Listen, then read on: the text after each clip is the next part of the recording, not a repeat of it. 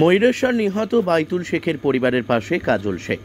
ময়ূরেশ্বর বিধানসভার বড়তুরি গ্রাম অঞ্চলের বিশিয়া গ্রাম নিবাসী তৃণমূল কংগ্রেসের একনিষ্ঠ কর্মী প্রাক্তন মৎস্য কর্মাধ্যক্ষ বাইতুল্লাহ শেখ 2018 থেকে 23 ময়ূরেশ্বর পঞ্চায়েত সমিতি, বর্তমানে ওনার স্ত্রী মৎস্য কর্মাধ্যক্ষ আছেন।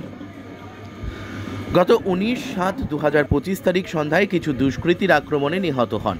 কর্মব্যস্ততার জন্য কাজল শেখ সেদিন পৌঁছাতে পারেননি, তাই আজ ওনার আত্মার শান্তি কামনা করেন এবং পরিবার পরিজনদের প্রতি সমবেদনা জ্ঞাপন করেন। তার পরিবারের সব রকম সহযোগিতার হাত বাড়িয়ে দেবেন বলে জানান। অভিযুক্তদের কঠোরতম শাস্তির দাবি করেন কাজল শেখ। কাজী আমিরুল ইসলামের রিপোর্ট, এস নিউজ বাংলা।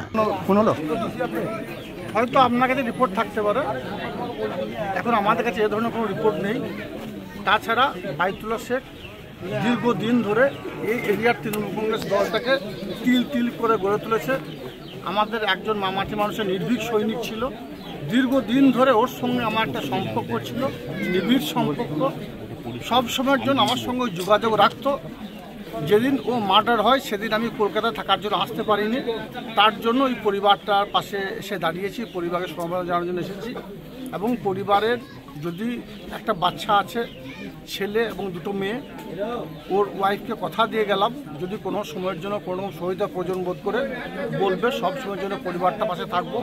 এবং পুলিশ প্রশাসনকে আপনাদের মাধ্যমে রিকোয়েস্ট আগেও করেছি, আবার করছি, যে বা যারা এই বাইতুল্লাহ শেখকে নিষ্ঠুর নির্মমভাবে হত্যা করেছে তাদের সাজা হোক।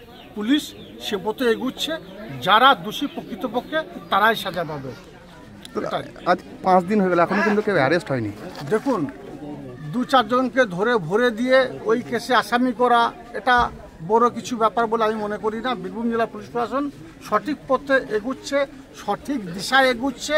যারা প্রকৃতপক্ষে দোষী তারা অ্যারেস্ট হবে, আপনারা নিশ্চিত থাকতে পারবেন। আপনার কাছে কি দাবি রাখলেন, মানে আবেদন কি করলেন ওনার পরিবার? ওনার পরিবার পাশে থাকার কথা বলেছেন। যেভাবে দীর্ঘদিন ধরে বাইতুল্লাহ শেখের সঙ্গে আমার একটা নিবিড় সম্পর্ক ছিল, সেই সম্পর্কটা যেন অটুট থাকে সে কথাটাই বলেছেন। আর যেখানে যা বলার এই পরিবারটা সম্পর্কে আমি সেখানে সে কথা। উনি ছেলে মেয়ে মানুষ করার জন্য একটা সরকারি চাকরি আবেদন করলেন।